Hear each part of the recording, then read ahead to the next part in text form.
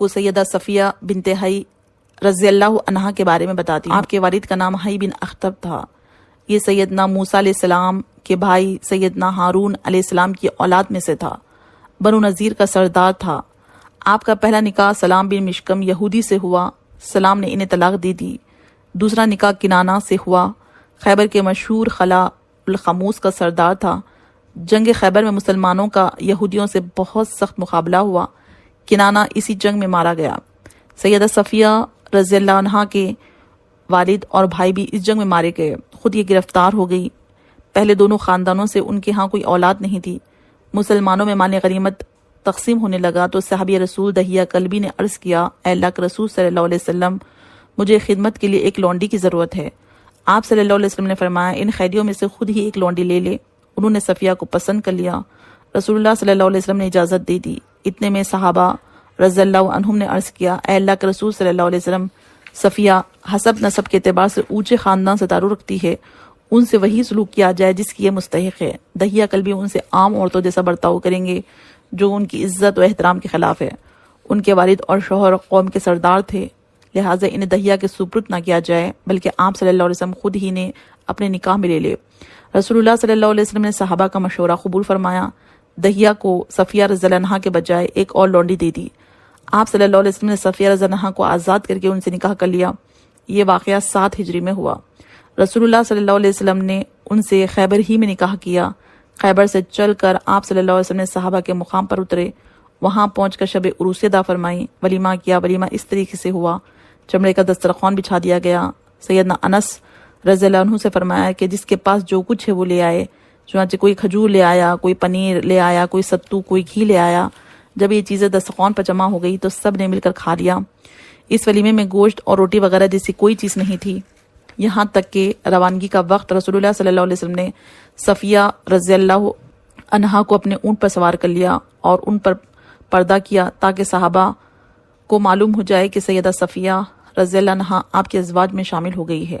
سیدہ صفیہ رضی اللہ عنہا فرماتی ہے کہ جب میں ایک قیدی کی حیثیت سے آپ صلی اللہ علیہ وسلم کے سامنے حاضر ہوئی، آپ سے زیادہ ناپسندیدہ اور کوئی میری نگاہ میں نہ تھا، اس لیے کہ میرے والد، خاوند، رشتہ دار سب قتل ہو چکے تھے، لیکن آپ صلی اللہ علیہ وسلم کی شخصیت، اخلاق کا وہ اثر ہوا۔ جب میں اپنی جگہ سے اٹھی تو آپ صلی اللہ علیہ وسلم سے زیادہ مجھے کوئی اور محبوب نہیں تھا۔ فرماتی ہے کہ میں نے نبی صلی اللہ علیہ وسلم سے زیادہ حسن اخلاق کسی میں نہیں دیکھا۔ آپ صلی اللہ علیہ وسلم رات کے وقت خیبر میں میرے ساتھ ایک اونٹنی پر سوار ہوئے۔ مجھے اونگ آ رہی تھی، آپ بار بار مجھے جگاتے تھے کہیں میں گر نہ جاؤں۔ سیدہ صفیہ رضی اللہ عنہا نے رمضان 50 ہجری میں وفات پائی۔ بعض حضرات کے نزدیک سن وفات 52 ہجری ہے۔ جنت البقیع میں دفن ہوئی۔ اس وقت ان کی عمر 60 سال تھی۔ آپ کا قد چھوٹا تھا لیکن چہرے سے حسن و جمال والی تھی۔ دیگر ازواج مطہرات کی طرح آپ کا گھر بھی علم و عرفان کا مرکز تھا۔ چنانچہ دوسرے شہروں میں بھی عورتیں آپ سے مسائل پوچھنے کے لیے آیا کرتی تھی۔ آپ نہایت عاقلہ، فاضلہ، حلیم تھی۔ ان میں تحمل اور بردباری کوٹ کوٹ کر بھری ہوئی تھی۔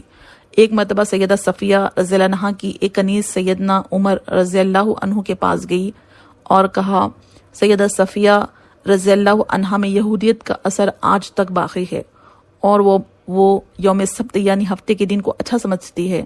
آپ یہودیوں کے ساتھ صلہ رحمی کرتی ہے۔ سیدنا عمر رضی اللہ عنہ نے تحقیق کے لیے ایک شخص کو بھیجا تو سیدہ صفیہ رضی اللہ عنہا نے جواب دیا، جب سے اللہ تعالیٰ نے ہمیں جمعے کا روز عطا فرمایا ہے اس وقت سے یوم سبت کو بالکل ناپسند کرتی ہوں، بلکہ یہودیوں کے ساتھ صلہ رحمی کرتی ہوں کیونکہ وہ میرے رشتہ دار ہے۔ اس کے بعد آپ نے لونڈی کو بلا کر پوچھا، تو نے میری شکایت کس کے اکسانے پر کی ہے؟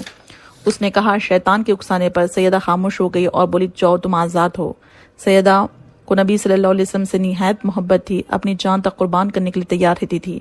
جب آپ صلی اللہ علیہ وسلم کی طبیعت ناساز ہوئی تو سیدہ نے نہایت حسرت سے کہا، کاش آپ کی بیماری مجھے لگ جاتی۔ یہ کہنا تھا۔ ازواج مطہرات رضی اللہ عنہا نے سیدہ کی طرف دیکھنا شروع کر دیا۔ یہ دیکھ کر رسول اللہ صلی اللہ علیہ وسلم نے فرمایا، اللہ کی قسم صفیہ سچ کہہ رہی ہے۔ مطلب یہ تھا ان کے جذبات واقعی سچے ہیں۔ آپ صلی اللہ علیہ وسلم کو بھی سیدہ سے بہت محبت تھی، ہر موقع پر ان کی دلجوئی فرماتے تھے۔ آپ صلی اللہ علیہ وسلم ان کی دلجوئی کس طرح فرمایا کرتے تھے، ایک واقعے سے صاف واضح ہے۔ ایک روز نبی صلی اللہ علیہ وسلم سیدہ صفیہ رضی اللہ عنہا کے پاس تشریف لے گئے، دیکھا کہ وہ رو رہی ہے۔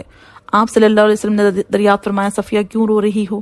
انہوں نے کہا، عائشہ اور حفصہ رضی اللہ عنہا مجھے چھیڑتی ہے، کہتی ہے کہ ہم رسول اللہ صلی اللہ علیہ وسلم کی نظر میں زیادہ مکرم اور محترم ہیں، ہم تمام ازواج مطہرات رضی اللہ عنہا سے افضل ہے کیونکہ ہم آپ صلی اللہ علیہ وسلم کے رشتہ دار ہیں۔ یہ سن کر نبی صلی اللہ علیہ وسلم نے ارشاد فرمایا، تم نے کیوں نہ کہہ دیا؟